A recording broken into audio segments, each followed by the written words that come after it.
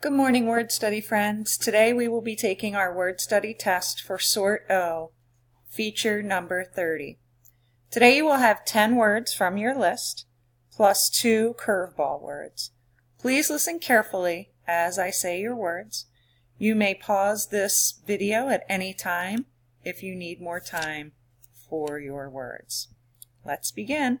Number 1, necklace. My friend gave me a beautiful necklace for my birthday. Necklace. Number 2, palace. The king and queen live in an extravagant palace. Palace is your second word.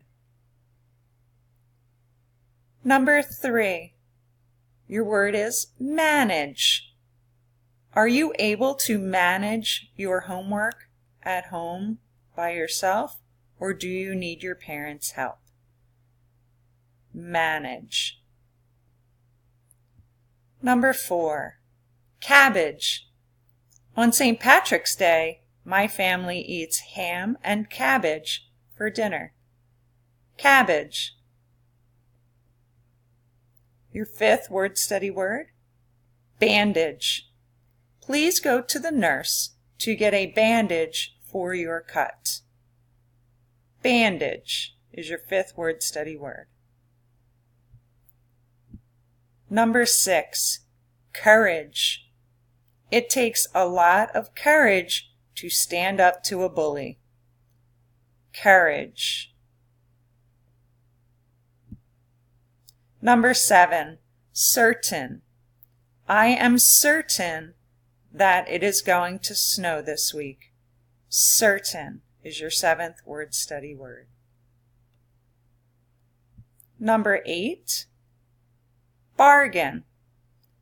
I found a wonderful bargain at my favorite store today. Bargain. Number 9, menace. When I was growing up, there was a show on television called Dennis the Menace. Your 9th word study word, menace.